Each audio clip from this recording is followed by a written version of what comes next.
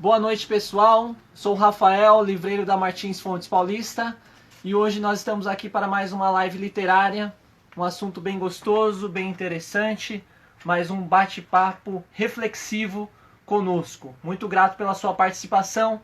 Quem quiser participar, fazer uma interação, uma pergunta, uma reflexão, fique à vontade. Hoje nós conversaremos com Guilherme Pinto. Hoje é o lançamento do seu livro Como Me Tornei o Amor da Minha Vida. Guilherme Pinto é um autor já bastante conhecido no mercado literário. Ele é escritor e comunicador. Ele é autor de 2 best-sellers já, Seja o Amor da Sua Vida e O Óbvio Também Precisa Ser Dito, com mais de 100 mil exemplares vendidos. Ele foi eleito como o segundo melhor cronista no concurso literário nacional Felipe de Oliveira, em Santa Maria, no Rio Grande do Sul. O Guilherme Pinto, em 2019, participou como palestrante do TEDx Parque do Ingá, explanando a importância da construção do amor próprio com base na sua própria narrativa de vida. É um prazer enorme representar a Livraria Martins Fontes em mais essa live literária. Espero que todos vocês sintam-se muito bem acolhidos, bem recebidos por nós. Esse é um espaço extremamente democrático e nós desejamos aí um excelente bate-papo para todos nós. Fiquem conosco, participem e quando puderem, é claro, venham até a nossa livraria, porque nós estamos com um super saldão bem interessante, com títulos em desconto de 30% até 80%. Então, vale a pena conferir, vale a pena estar conosco. Muito grato pela participação e hoje é uma honra receber o Guilherme Pinto. Vejamos se ele já está disponível aqui para começar esse super bate-papo, para a gente começar a falar desse livraço, desse livro importante para a jornada de autoconhecimento, um livro reflexivo, um importante lançamento da editora Planeta. Vamos ver se o Guilherme já está disponível aqui e a gente já começa a conversa. Essa leitura foi uma leitura que eu fiquei imerso nesse texto tão delicado, tão profundo, um livro que seguramente foi dedicado com muito amor pelo Guilherme. Guilherme, boa noite, tudo bem? Boa noite, tudo certo e contigo? Beleza, tudo tranquilo. Você escuta bem, me vê bem, Gui? Te escuto, te escuto. Eu vou colocar meu fone, porque eu acho que fica até para... Porque assim, onde eu moro, e ainda mais com essa função de pandemia, os adolescentes estão todos muito, muito loucos aqui. Então tem um barulho gigantesco. Acho que o fone vai ajudar. Legal, perfeito. Gui, uma honra enorme recebê-lo. Tá? É importante eu dizer para você que a leitura foi muito profícua para mim. Me emocionei bastante em alguns momentos, né? Não somente na leitura, como também eu fui acompanhar o seu TEDx do ano passado, né? E foi uma fala muito bonita, muito reflexiva. Então, eu gostaria de agradecer ambos presentes que você disponibilizou para a gente. Muito grato pela participação, pela gentileza de disponibilizar esse tempo para a gente, Gui. Imagina, eu adoro vocês, eu adoro a energia da livraria de vocês. Então, para mim, é uma delícia estar aqui, né? Ainda mais para falar do meu livro, enfim, com algo, uma livraria que eu gosto, enfim, maravilhoso. Legal, que ótimo. Bom, galera, hoje a gente vai falar sobre o lançamento do Gui Pinto.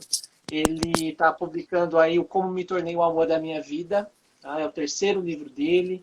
O Gui é um cara especial, ele já tem 2 best-sellers no currículo, já vendeu mais de 100 mil exemplares. E assim como os outros livros, esse é muito bem escrito. Gui, eu gostaria de começar essa live literária com você falando um pouco. Você disse que o livro é sobretudo para as pessoas que desejam fazer as pazes consigo, né? E pessoas que precisam amar a si mesmas, né? Você começa ali, talvez esse seja um livro para essas duas pessoas, né? Esses 2 gêneros de pessoas. E a gente sente muito isso na leitura. Eu gostaria de saber, assim, para iniciar esse livro, qual foi a inspiração que você teve? Como foi esse processo de elaboração, esse processo de escrita, o tempo que levou para você se dedicar a escrever esse trabalho? Tá, desde quando eu escrevi o Seja, eu senti depois de um tempo que eu fiquei devendo. Que eu comecei, que eu belisquei ali sobre um assunto, mas eu senti dentro de mim que eu fiquei devendo, que eu precisava falar mais sobre esse assunto.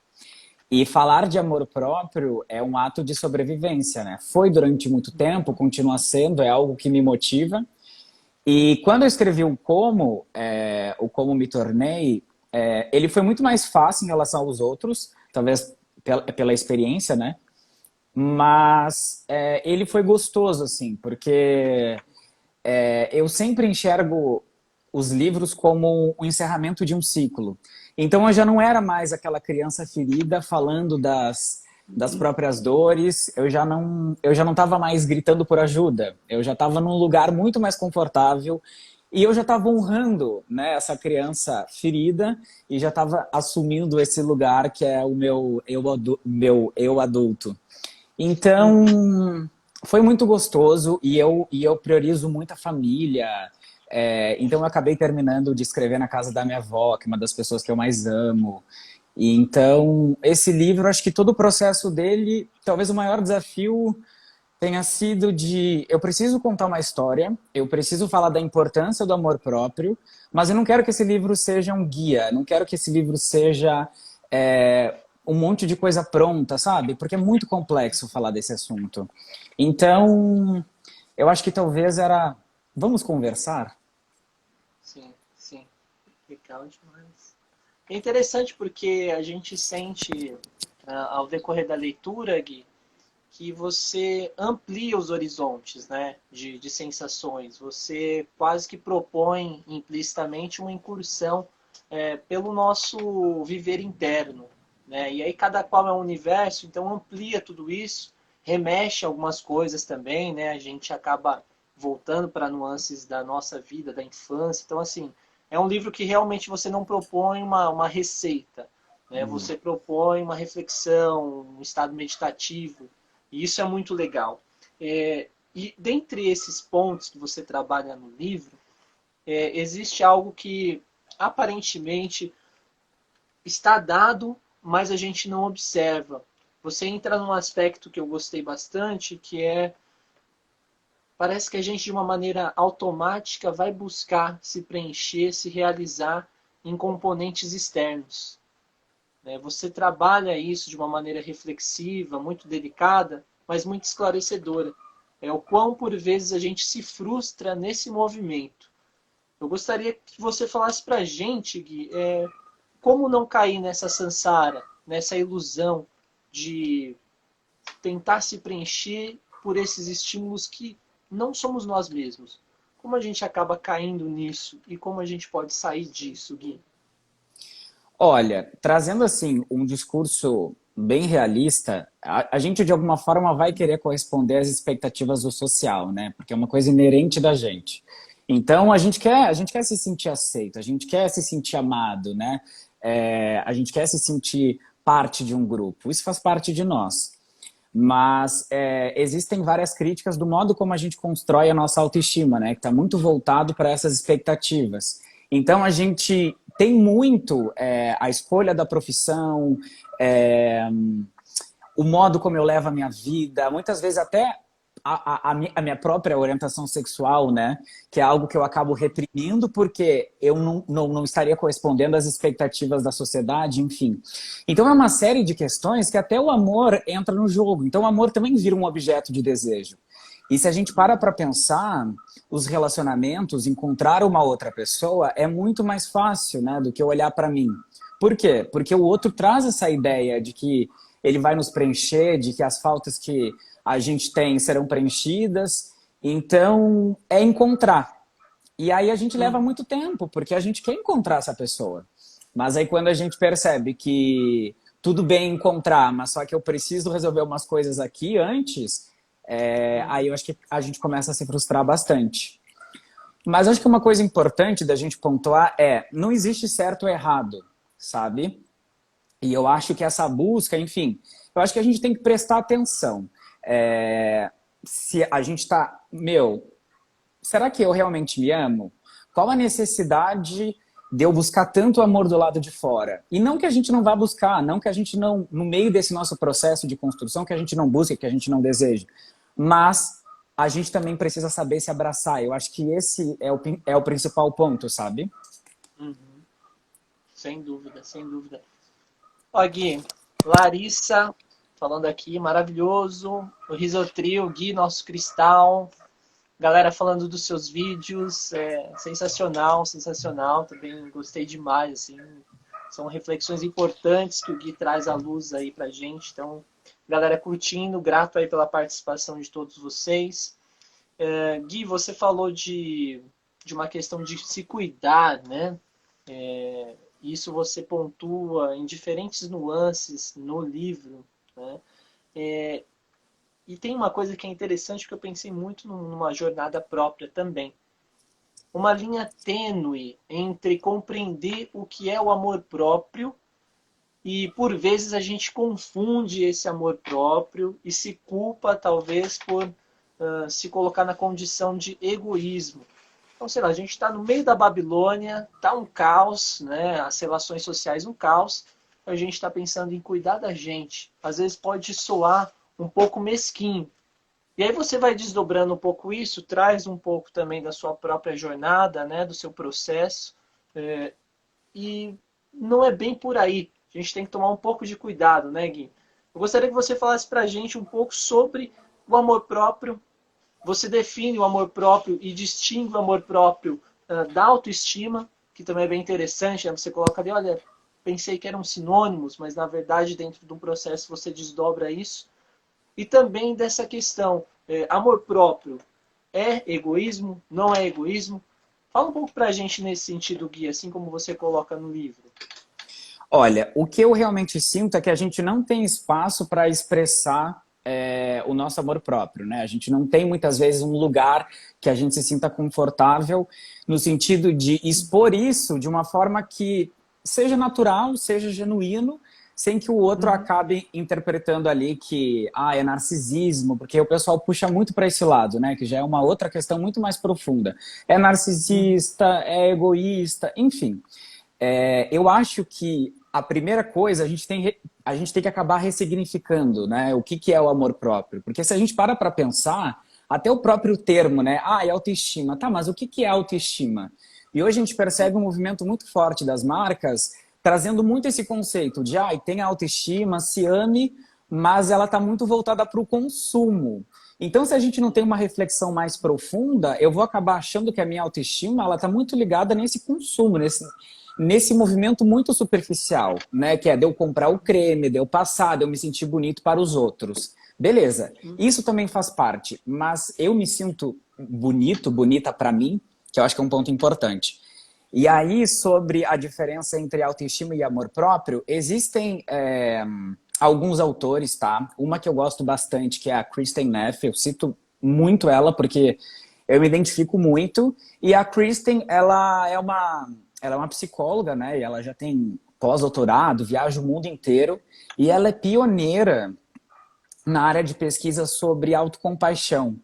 E é muito legal o trabalho dela porque ela traz esse conceito. Então ela vai falar muito ali do berço do capitalismo, das pessoas muito cedo, tipo 3, 4 anos, né? As crianças já têm uma agenda absurda de atividades, de coisas ali que não tem que elas devem fazer.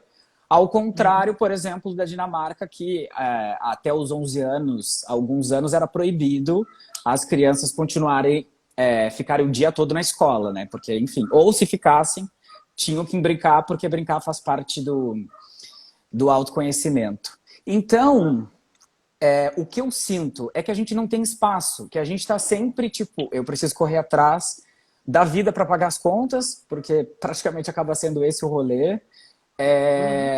E se eu olho para mim, nossa, ele é egoísta. Eu acho que a diferença ela é bem básica. Acho que a partir do momento que eu acabo me importando apenas comigo e, sei lá, desvalorizando a forma como o outro se sente, os sentimentos do outro, enfim, eu acho que aí é egoísmo, sabe? Quando tu puxa só para benefício próprio. Entendi, Gui. Eu falo muito, Entendi. né? Me empolga, eu vou. Imagina. A ideia é isso mesmo, é você explanar, é trazer as reflexões, é poder trazer essa colaboração. E aí falar é a gentileza da sua parte. É isso mesmo, a gente está aqui para te escutar sobretudo. Tá? Ana Cláudia dizendo aqui, eu amo seus 2 livros. Né, Ana Cláudia? E uma galera ama também os dois livros, e seguramente se não leram o terceiro, Como Me Tornei o Amor da Minha Vida, vocês vão curtir muito também. Vale a pena a leitura e a aquisição, tá? Gui, tem uma coisa legal demais aqui. Eu fiz alguns registros durante a leitura, mas no que concerne ao amor próprio, você escreve algo muito bonito aqui, delicado, né? Você diz assim, na página 53: construir o amor próprio é ter garantias de que você vai ter quem te abrace, quem te acolha e quem te diga o quanto é digno de coisas boas, mesmo com os olhos embaçados para enxergar. Isso é muito bonito e entra num tocante que, dependendo do devido momento que você lê isso, e seu estado de espírito, o modo como a gente recebe isso é um modo muito profundo. Porque às vezes a gente está precisando de fato desse acolhimento, desse abraço, e não consegue observar que nós podemos fazer o primeiro movimento de se abraçar, né? De se acolher. Então é muito bonito, e essa passagem assim foi bem tocante, assim, né? Você tem uma delicadeza, um amor para escrever que é muito legal, assim. E eu gostei muito disso, né? E existe um ponto, Gui, e falando sobre esse amor próprio, que é muito delicado, né? Muito delicado. Você traz isso também no livro, mas essa compaixão por si mesmo, ela exige que a gente encare as nossas dores, né? Que a gente encare as nossas dores, que a gente possa acolher as nossas sombras, né? E esse é um movimento que por vezes não é tão fácil, né? Não é um movimento simples por vezes, né? A gente fica muito confuso, não sabe muito bem como sentir tudo isso. E eu gostaria que você falasse um pouco para a gente como lidar com esse movimento. Eu sei que não é uma coisa pragmática, tão fácil, cada qual é um universo, mas para você, assim, Gui, como é lidar, acolher essas sombras? Como esse movimento se dá para você, dentro do que você pode falar para a gente nesse sentido?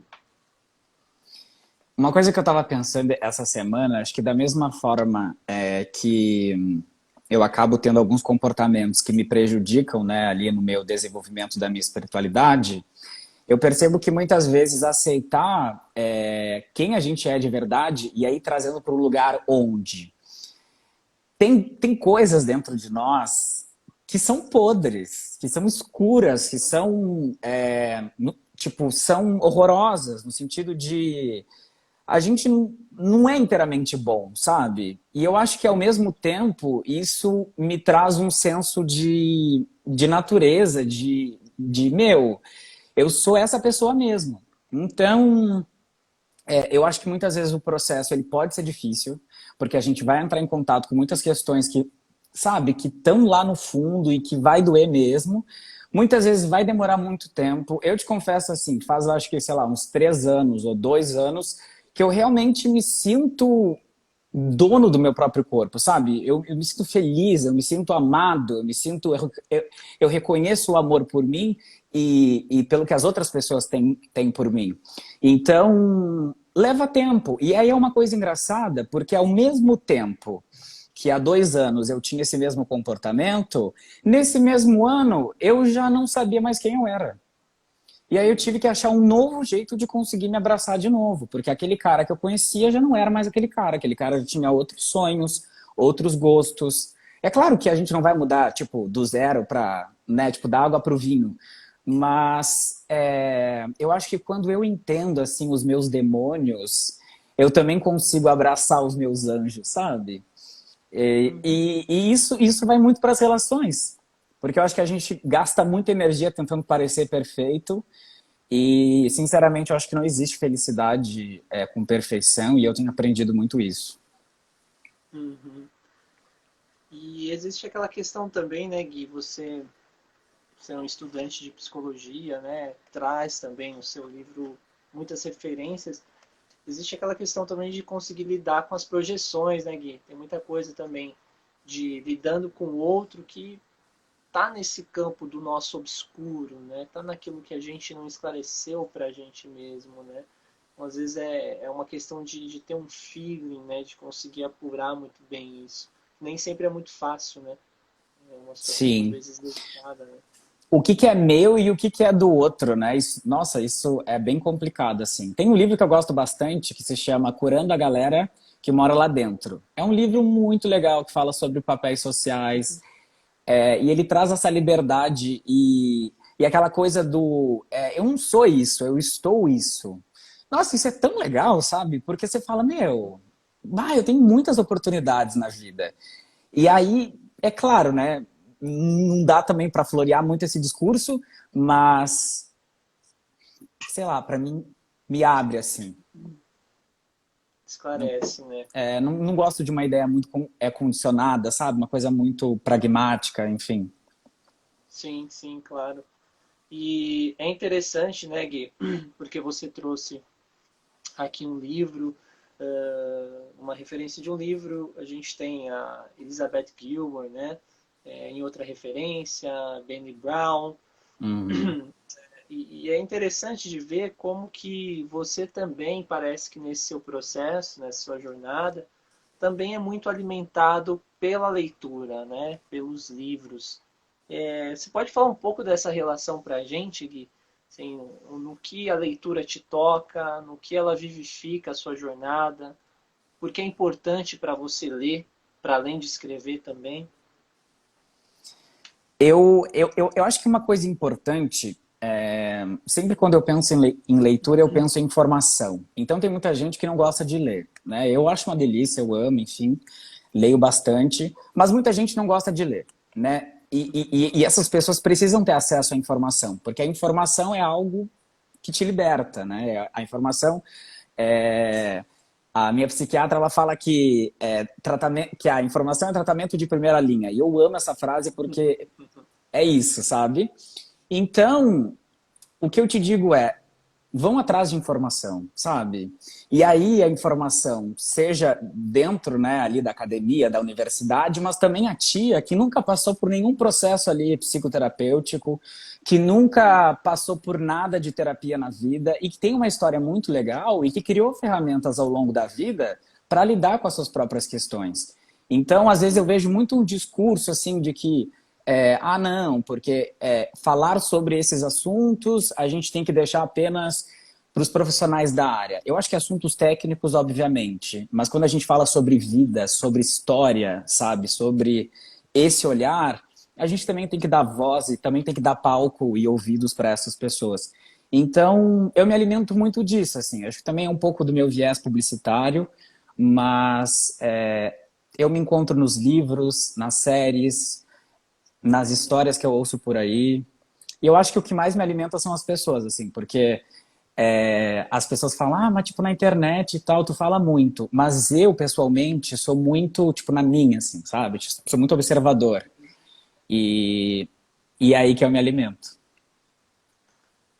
Sensacional, Gui. Você agora falou um pouco, mencionou, né, da oralização, né? Você explanando suas ideias através dos vídeos, e que é de uma maneira muito elucidativa, muito clara. Você consegue ter uma nuance também muito clara nos textos.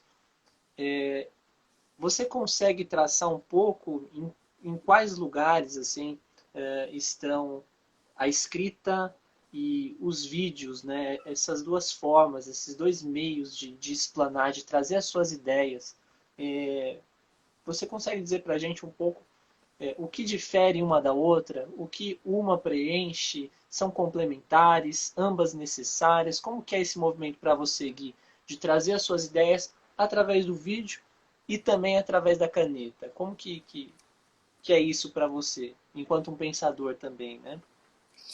Olha, eu te confesso que, falando da minha experiência, né, o modo como eu me comunico com a câmera, né, logo ali com a pessoa que vai me assistir, tanto que eu tenho muito essa filosofia de que eu não estou falando para todo mundo, eu estou falando para uma pessoa, porque tipo, dificilmente a gente vai estar, sei lá, 3 pessoas no mesmo celular assistindo a mesma coisa, né? Então é sempre direcionado a alguém, a uma pessoa. Então eu sempre falo tu, você, enfim. Isso para mim já muda muita coisa. O livro é como se o vídeo é como se de fato eu estivesse conversando contigo na mesa de um bar, como se a gente estivesse tomando café. E a minha linguagem tem que ser essa.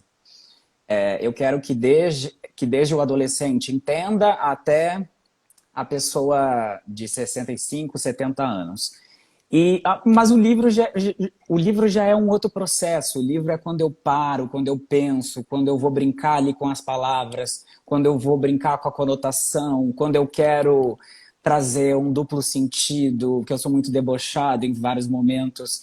Então, eu tenho uma liberdade maior, assim. Eu me torno um arquiteto no livro, sabe? Nos vídeos, nem tanto, porque como tu percebes, eu já tenho déficit de atenção e eu tenho um pouco de gagueira. Então, é 1000 pensamentos ao mesmo tempo que no livro eu consigo, talvez não necessariamente me expressar melhor, mas eu consigo controlar. É o ambiente mais controlado, entendeu? Uhum. Então, acho que são experiências diferentes. Uhum. Tem esse movimento da engenharia das palavras, né? De você ter um tempo reflexivo, filtra, elabora, né? E tem, né, toda essa construção da poética. A gente falando sobre os vídeos, Gui, e a Ana Cláudia, ela perguntou aqui que o canal vai acabar mesmo? Eu Não. vi que você soltou algo hoje, mas eu não acompanhei, não me atualizei. Como que é essa história aí, Gui? Não, eu postei o vídeo falando, né, se o canal ia acabar ou não, porque, enfim, eu recebi muitas perguntas como essa. E aí resolvi explicar o que aconteceu comigo nesse período, enfim. Que eu precisava me entender, me encontrar, e aí eu explico tudo lá, mas spoiler, o canal não vai acabar. Então fica tranquila aí, Ana Cláudia, o canal não vai acabar para a felicidade sua e da galera em geral, né? Gui, voltando um pouco agora para a literatura, para o livro, né? Afinal, a gente está fazendo o lançamento do Como Me Tornei o Amor da Minha Vida, seu terceiro trabalho literário, né? Livro publicado pela Planeta. E eu gostaria de entrar em um ponto aqui que você coloca mais claramente uma passagem ali entre a página 65, 66, que você coloca nascendo uma consciência, né? Você coloca bem esse termo, né? Você fala sobre relacionamento abusivo, você fala sobre frustração, né? E você usa um termo bem interessante que é o gaslighting, né? Eu gostaria que você falasse um pouco para a gente, Gui, desse movimento, né? Como identificar, né, um relacionamento abusivo, os desdobramentos disso para nós, né? O quão doloroso é, e também essa ressignificação, quando supera e aí essa consciência. E interessante também, Gui, eu gostaria que você falasse dessa experiência, a gente falou de livros, de referências, que você falasse um pouco do Patrick Hamilton, é isso? O trabalho, a referência do gaslighting? É isso Oi, mesmo, né? Oi, Gaslighting. desculpa, cortou. Uma travada, né? Deu. Você traz a referência e conta um pouco do livro, da peça de teatro Gaslight. Gostaria que você falasse um pouco para a gente dessa experiência, dessa leitura, como que ela foi construtiva, produtiva para você, e um pouco sobre esse processo do relacionamento abusivo, né? Pode falar um pouco para a gente, Gui? Posso. Tá me ouvindo bem? Porque para Estou mim ouvindo parece... bem. Tá carregando, não sei se eu travei para ti. Deu uma pequena travada, agora voltou, tá bem legal. Ah, tá bom. Tá legal, tá Então, legal. eu acho que em relação aos termos, né, o gaslighting, ou seja, a pessoa que vai acabar manipulando ali as tuas memórias, que vai acabar manipulando a forma como tu enxergas determinadas situações, enfim, tudo isso acaba envolvendo um relacionamento abusivo. Mas falar de relacionamento abusivo é preciso ter muito cuidado, né? Porque a gente está falando de várias relações abusivas. A gente pode falar sobre relacionamentos amorosos que são abusivos, a gente pode falar sobre relacionamento na família, que é algo muito polêmico, né? Ah, mas é parente, tem o mesmo sangue, mas muitas vezes são pessoas que acabam muito mais colocando a pessoa para baixo do que para cima e, consequentemente, a autoestima dela não vai para frente por conta daquele ambiente tóxico. Uhum. E aí, em relação a tudo isso, a frustração de ter essa pessoa que, de alguma forma, tu tá nessa relação e tu te sente culpado o tempo todo e tu não sabe se tu confia, né? Por exemplo, uma situação de gaslighting bem típica é, por exemplo, estou na balada e aí eu vou no bar pegar uma bebida e quando eu volto, o meu namorado, ele tá ficando com uma outra pessoa. E aí, automaticamente, quando eu chego, eles param de se beijar, enfim, ele fala, não foi isso que tu viu, ele só estava falando comigo. Ou seja, ele tenta distorcer uma realidade e tentar colocar memórias ali, enfim, não é nem memória ainda, né? Mas tentar colocar um acontecimento que de fato não aconteceu. Ele quer mudar aquela situação. E aí a gente não sabe mais se a gente confia, se a gente confia na gente, se a gente confia no outro, e isso é horrível, porque como é que a gente vai estar numa relação se a gente não confia, se não há confiança? Então, eu acho que o amor próprio, ele acaba criando um revestimento, sabe? Uma estrutura, porque quando tu te amas, quando tu sabes o valor que tu tem, acaba se tornando muito mais difícil de tu aceitar esses tipos de relação. Mas um ponto importante toda pessoa está sujeita a entrar num relacionamento abusivo. O que acaba trazendo força pra gente é saber o que é ou não relacionamento abusivo e pedir ajuda ou sair, enfim, buscar ferramentas para conseguir sair dele. Porque às vezes a gente tem uma ideia muito, mas eu sou muito esperto, sei de várias informações e entrei num relacionamento abusivo, sou fraco. Não, para aí, não é bem assim, sabe? Existem vários fatores para você entrar num relacionamento abusivo.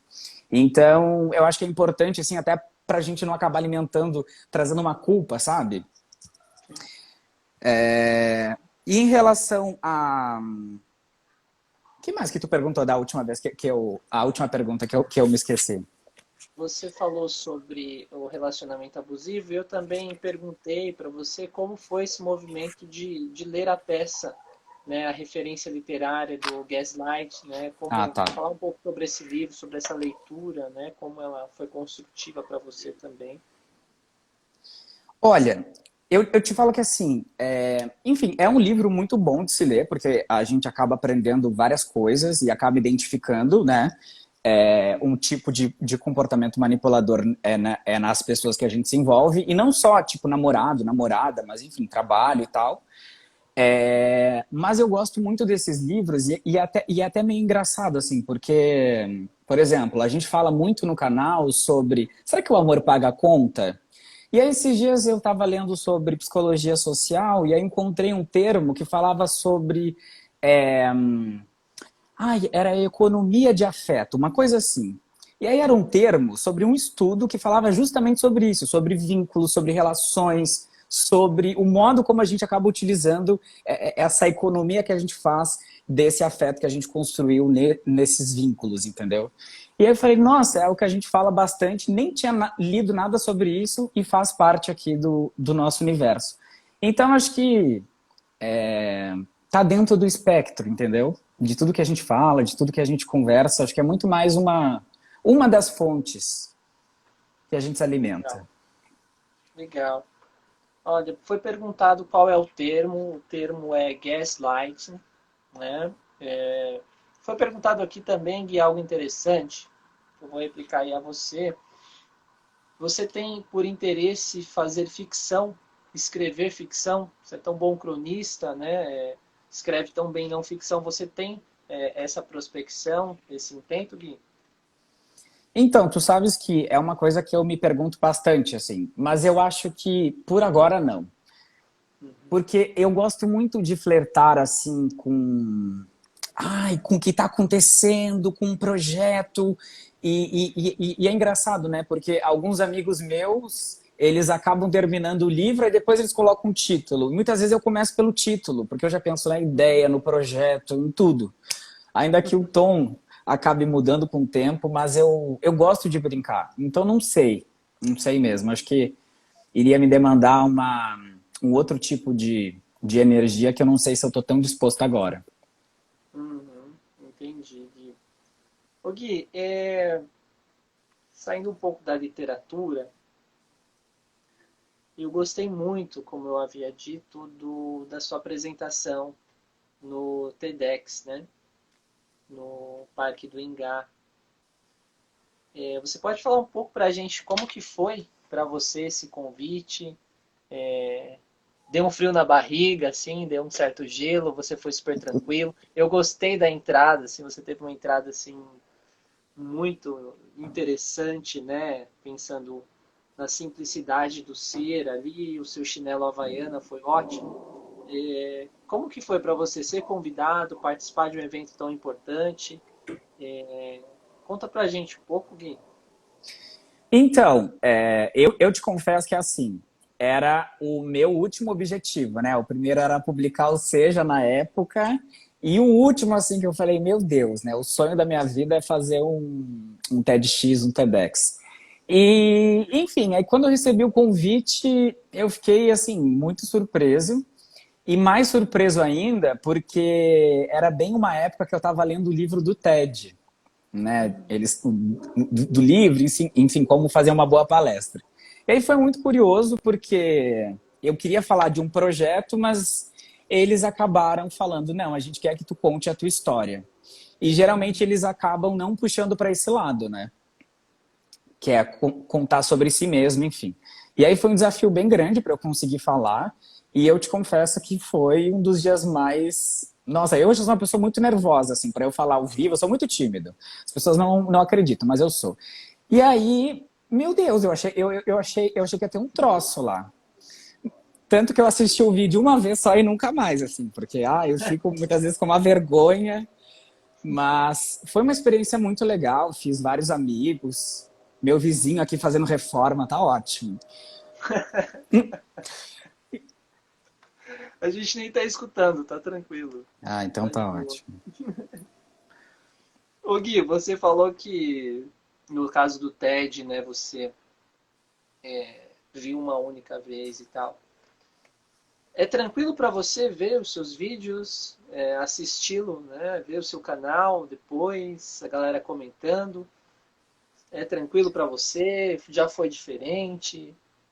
Porque você disse que é bem tímido, isso deve dar um certo nervosismo também, né? Dá, pior que dá. Eu te confesso que eu tenho um defeito. Aí parece até aquele defeito de entrevista. Eu sou muito perfeccionista. Não, mas eu sou uma pessoa muito crítica comigo e eu não deveria, porque eu sou muito rígido, assim. Então, por exemplo, tem vídeos de, sei lá, de 3 anos que eu falo, ai meu Deus, mas olha o jeito que eu falava, olha não sei o quê. Aí eu fico me cobrando algo que, tipo, meu, sabe, não precisa disso. Mas eu não, assim, eu não sou uma pessoa que fico consumindo muito assim, tipo, vejo uma vez e tal. É mais pelo trabalho, assim, do que por admiração. Eu gosto, obviamente, eu preciso produzir algo que eu realmente, tipo, nossa, ficou bom, gostei, me deu tesão de fazer isso, acho que vai dar tesão em alguém. Mas eu tento relaxar, assim, porque eu sou sempre aquela pessoa de. Ai, não, porque eu deveria ter feito isso, eu deveria ter feito aquilo. A coisa da ansiedade, o mal do século, aquela coisa.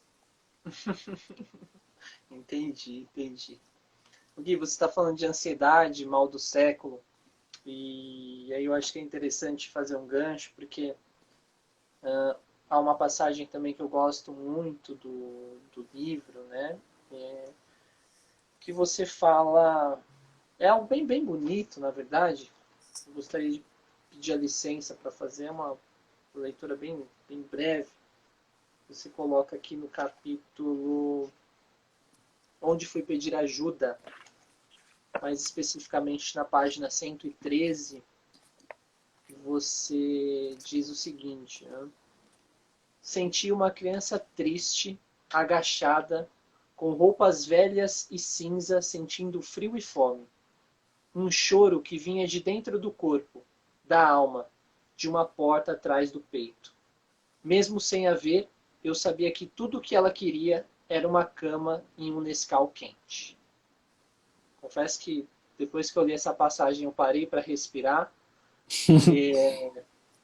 para me emocionar, também me permitir. E E aí eu quero te perguntar o seguinte, nessa passagem tão linda, você fala sobre psicoterapia, terapias integrativas e espiritualidade. Você Uhum. traz um tripé preponderante e que seguramente não é uma jornada só sua, né? Eu posso dizer também minha, e sei que é uma jornada que traz resultados efetivos, mas exige também coragem. Coragem para trilhar. Fala um pouco para a gente, Gui, esse caminho, como foi para você, os primeiros passos na psicoterapia, a importância do reiki, que eu sei que você é um cara bem versado no reiki também, e também, né, como pilar, como pedra angular, a espiritualidade. Fala um pouco para a gente do que você traz desse capítulo e a importância desse tripé para a sua jornada, Gui. Eu me tornei reikiano há 7 anos, quando eu trabalhava num hospital, né? Que era. Eu trabalhava num setor na área oncológica. Então eu recebia pacientes que vinham do oncologista para os cuidados paliativos. Então, assim, eu era a pessoa que talvez fosse a última que ele iria ver naquelas movimentações assim de médico, enfim. E aí foi um período assim muito importante, porque depois que eu conheci o Reiki, eu acabei adotando, né, a filosofia e muita coisa mudou na minha vida. E aí a gente passa também por uma reforma moral. Isso foi muito bom, assim, eu passei por várias religiões, acabei me identificando muito mais com Umbanda, e sempre senti muito amor pela religião também. Enfim, fiquei muito tempo afastado, depois acabei voltando, e aí beleza. E aí eu fiquei um bom tempo longe de tudo isso. E aí, quando a depressão bateu na porta, eu falei, gente, eu preciso de ajuda, preciso fazer alguma coisa aqui. E aí eu fui procurar, então, para eu fazer terapia, já fazia, mas não tinha me identificado tanto com os profissionais, não tinha rolado tanto aquela química ali. E acabei conhecendo a minha última terapeuta, que foi muito legal. E a construção, assim, o trabalho que a gente fez juntos foi muito incrível. Então, a gente acabou descobrindo coisas que nem eu sabia. E aí eu adoro pensar assim que eu ganhei uma maleta com várias ferramentas. Então eu fui aprendendo, fui reconhecendo, fui tirando lixo, fui. Meu Deus, quando eu já vi no meio do caminho, eu já estava com pessoas maravilhosas, me relacionando com outro tipo de pessoa. Então, assim, já estava num outro processo. E obviamente que eu trago também essas novas reflexões, né, para os vídeos, para os livros, enfim. E depois que eu entrei para a faculdade de psicologia também, minha cabeça mudou bastante. Então, hoje, e aí eu te confesso que eu levei uma paulada assim que eu precisei ser muito humilde, porque quando eu entrei na psicologia, eu ainda tinha muito esse viés da terapia holística e tudo mais, e blá blá blá. E quando eu entrei para psicologia, eu percebi que muita coisa da psicologia explicava algumas questões da terapia holística. E aí eu comecei meio tipo, sabe, não, é a ciência e tal, não sei o quê.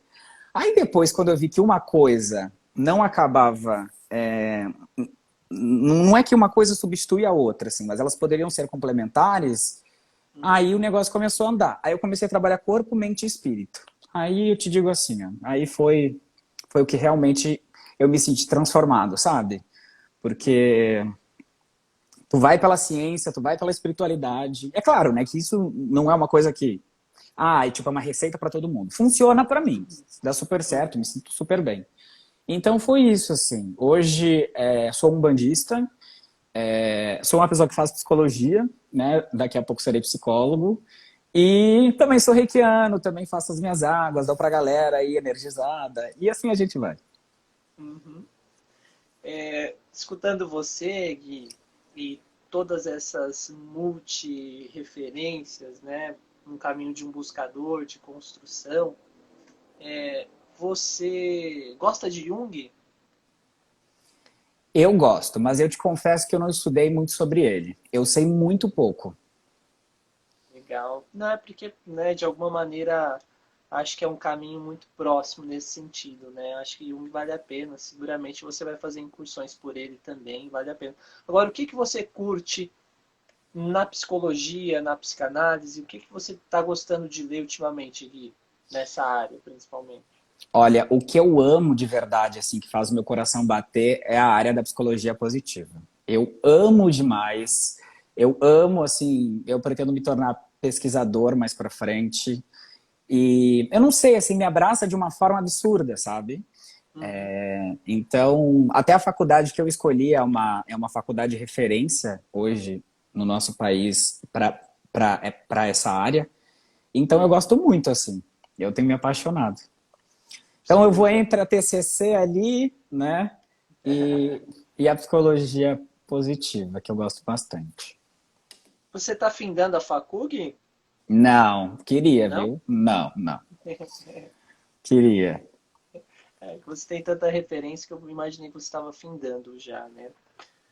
Gui, existe um ponto interessante que a gente não tocou e que eu acho que é bacana também que você fale um pouco pra gente. Que ok, nós temos um caminho de autoconhecimento, é necessário uma busca, um desenvolvimento pessoal, mas nem sempre a gente está numa boa. Né? Às vezes a gente está numa bad vibe, está numa bad trip, um momento difícil, e por vezes também é difícil encontrar, né, esse fortalecimento dentro de nós. E aí você coloca algo que eu achei interessante, que é também uma espécie de positividade tóxica. Uhum. E essa positividade tóxica, no momento de extrema vulnerabilidade, se a gente não está seguro, se a gente não está bem, isso pode ser muito prejudicial também. Né? Você pode falar um pouco para a gente desse movimento, né? Sobretudo pensando em Instagram, em redes sociais, esses estímulos contemporâneos tão ambíguos, né? Tão difíceis por vezes de lidar. Pode falar um pouco para a gente dessa positividade tóxica, Gui? Olha, eu acho que a gente tem dois caminhos, né? A gente tem aquele caminho de que a gente quer enxergar a vida do outro como uma vida perfeita, para a gente de alguma forma não pensar muito na nossa vida e a gente quer se espelhar, quer chegar lá e tudo mais. E tem o outro lado, que eu já acho muito mais saudável, que são pessoas que compartilham da realidade, assim, que são pessoas que... E a gente tem muito esse discurso, assim, no meu nicho, né? De pessoas que querem apresentar fórmulas, de tenha uma vida épica, tenha não sei o quê. Aí, tipo, amor, e a vida não é só isso, sabe? As pessoas, elas, enfim, ainda que se ganhe dinheiro, as adversidades vão aparecer. E as pessoas precisam saber lidar com essas adversidades. Então, eu te confesso, assim, que eu tenho muito essa política de falar, galera, não dá. É que nem o lance da autoestima ou do amor próprio, né? Tem gente que fala assim, mas nossa, tô me sentindo hoje mal, tô me sentindo horrível, não sei o que, acho que eu não me amo mais. Não, peraí. Tudo que tu construiu, tu achas que tu vai perder no único dia? Não, tua autoestima deu uma flutuada ali. Tem dias que a gente vai estar bem, tem dias que a gente não vai estar mal, tem dias que eu me sinto maravilhoso, tem dias que eu me sinto cocô do cachorro, e tá tudo certo. Mas se alguma situação acontecer onde o respeito por mim mesmo for exigido, onde o meu amor próprio precisa fazer a frente, ele vai, pode ter certeza que ele vai aparecer. Então a minha autoestima pode estar lá embaixo, eu posso até estar mais vulnerável, enfim e tal, mas o meu amor próprio vai chegar assim, não, não, não, entendeu? É como se o amor próprio fosse a mãe da autoestima. A autoestima é mais apaixonadora, é mais, né? Ai, meu Deus, tudo é muito bonito, tudo é muito legal, superficial e tal. É muito eu vejo muito a autoestima muito voltada assim para erotização. E o amor próprio é aquela coisa mais tranquila. Eu já conheço os defeitos, já sei quem é, já senti o bafinho de manhã, sabe? Então, é uma outra história. É interessante você dizendo isso, que me parece muito um processo de empoderar-se de si mesmo, né, Gui? Mais ou menos, talvez, um dos caminhos, né? Você tem propriedade de você, né? Seguro de si, né? E se tu para pra pensar, a gente às vezes acaba criando muito um personagem para agradar o outro, né? Uhum. E E, cara, acho que quanto mais rápido, e claro que isso não é uma coisa fácil, tá? Porque eu também estou muito nesse processo que eu tenho aprendido. Mas acho que quanto mais a gente consegue expressar o nosso verdadeiro eu, sabe? Tipo, hoje. Ah, não sou uma pessoa tão segura. Tá bom, mas é isso que você é hoje. Você está se construindo, você está melhorando a sua autoestima, a sua segurança, mas hoje você ainda não tem. E você é essa pessoa. Então, sabe? Tipo, você está essa pessoa também. Então não é algo para sempre. Então, eu acho que fica mais fácil também da gente se conectar com alguém que está na mesma vibe que a gente. Porque senão, onde que a gente se esconde, né? A gente coloca tanto a máscara, mas. Tá. E quando que a gente tira? Sim. Que horas? Isso acaba virando uma grande confusão, né? É difícil. Bom, Gui, nós estamos aqui com 50 minutos de conversa, tá? Galera, muito grato aí quem vem acompanhando, mandando as perguntas, tá? As ponderações. Nós estamos falando aqui do lançamento do Gui, o terceiro livro publicado por ele, com a editora Planeta, Como Me Tornei o Amor da Minha Vida. Um livro extremamente reflexivo, muito gostoso de ler.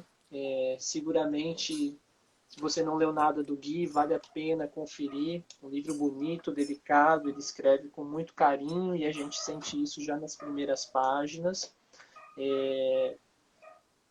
Passou uma pergunta aqui que eu achei interessante, Gui. Eu digo o seguinte: Gui, você, no processo de escrita, você sempre escreve por inspiração e necessidade, ou você também às vezes escreve para exercitar, mesmo sem muita vontade de escrever? Conta pra gente um pouco desse processo, como funciona para você, Gui. Queria muito eu sentar e falar assim: meu Deus, baixou a inspiração, vou escrever um livro. Não, não funciona assim. A gente tem prazo, tem que entregar a cada tantos dias. Não, é exercício e muitas vezes, sei lá, eu acabo produzindo ali 4 laudas, né, 4 folhas, e acabo deletando tudo porque ficou horrível. Mas eu já comecei a engrenar. E muitas vezes, tipo, por exemplo, como me tornei, eu escrevi metade do livro e eu cheguei e eu falei assim, gente, eu tô dando receita para as pessoas. Eu tô falando como que elas devem se comportar. É tudo que eu não quero. Aí eu apaguei tudo e voltei com outro tom. Então, é claro que tem dias que a gente está mais inspirado e tudo mais, mas com o tempo, assim, acaba se tornando uma habilidade e que tu usa muito das tuas memórias, das tuas referências, das sensações, de tudo, assim. Então, aqui dentro, tá maravilhoso. É claro que, assim, términos de relacionamento, quando eu tô com raiva, quando eu tô com alguma emoção muito forte, aí do tipo, cuidado que ele tá vindo aí. Mas se não, é mais elaboradinho, assim, mais pensado. E o texto também tem que ficar de molho, tá? Porque às vezes eu escrevo muito naquela emoção e aí eu tenho que deixar o texto de molho para voltar e aí eu tenho um olhar mais crítico, eu falo, não, isso aqui não dá. Isso aqui péssimo. E aí eu vou limpando até deixar, vou lapidando até deixar meu texto da forma como eu acho que ele vai ficar melhor. Legal. E você, a escrita para você, ela apareceu desde pequeno, Gui? Faz tempo que você escreve? Parece mentira, né? Mas a minha mãe é professora e ela me alfabetizou em casa. Então, com seis anos, tipo, eu nunca desenhei. Eu escrevia histórias, eu falava, inclusive ela tá até aqui, ó. A Bem sincronicidade coruja, bem aí, Gui. coruja. A sincronicidade foi incrível, porque quando você Não, citou a sua mãe, ela apareceu com a mensagem, não né? é. Olha que loucura. Muito massa. E aí eu acabei, enfim, sempre escrevia e criava umas historinhas ali, fazia uns passarinhos assim, tipo com umas letrinhas. E aí as professoras adoravam, assim, porque todo mundo desenhava, ninguém queria escrever. Uhum. Que loucura, né? Sensacional, sensacional, Gui. Gui, nós temos aqui pouco mais de 5 minutos para findar o diálogo. Eu não gostaria que a gente findasse sem você poder indicar para a gente, indicar um grande livro que você tenha lido, um grande livro, assim, algo que foi um divisor de águas para você, indiferente do gênero, se é da psicologia, se é um romance, se é um livro de poesia, enfim, algo que realmente tenha balançado e te transformado, para a gente poder levar uma boa referência sua e ficar um pouco mais com a lembrança desse nosso diálogo. Ai, é sempre muito difícil. Eu posso citar. Ah, tipo, ok, tem que ser livro, né? É, Pode ser autor, livro, alguns do que lhe vem à mente. Não precisa ser um, não, pode ser mais. E até a gente fica até mais grato porque dá possibilidade para ler. claro, tá, deixa eu pensar um. Fica Ai, à meu vontade. Deus. Bom, tem um livro que mexeu muito comigo e que é um livro que eu li na minha adolescência. Eu não era tão adolescente, eu acho. Mas é um livro que é um livro de cabeceira, é um livro que ele já está todo amarelinho assim, que eu gosto bastante, que é um livro chamado Para Onde Vai o Amor, do Carpinejar. E eu não sei porque eu gosto tanto daquele livro. Porque eu não gosto, tipo, eu amo todos os textos. Não, tem um texto lá que outro que eu gosto, me identifico, sei de cor. Mas há alguma coisa nos textos do Carpinejar que acabaram me tocando muito, sabe? Ele e a Marta Medeiros, eles acabaram me inspirando bastante quando eu comecei a escrever. O Gabito Nunes, que era uma coisa muito de internet na época. Então, eu te confesso, assim, é muito difícil eu decidir, tipo, um livro que mudou a minha vida, porque eu amo vários. Mas acho que se eu fosse citar um, assim, do tipo, se tu fosse morrer hoje, qual livro tu levaria? Acho que eu levaria esse. Porque eu amo ele, eu tenho Sensacional. um carinho por ele, sabe? Sincronicidade mais uma vez, Gui. Você que é da psico, eu estou usando bastante esse termo do Jung, porque Fabrício Carpinejar será não o próximo convidado nosso da live literária, porque sexta-feira tem o Milton Ratum, mas na segunda-feira próxima a gente vai conversar com o Carpinejar. Você está Ó. convidado aí para participar da nossa conversa também, a galera que está acompanhando, então tá aí. Um dos autores prediletos do Gui Pinto estará conosco aqui na segunda que vem, conversando sobre literatura, poesia, lirismo e todas as belezas que ele escreve, né?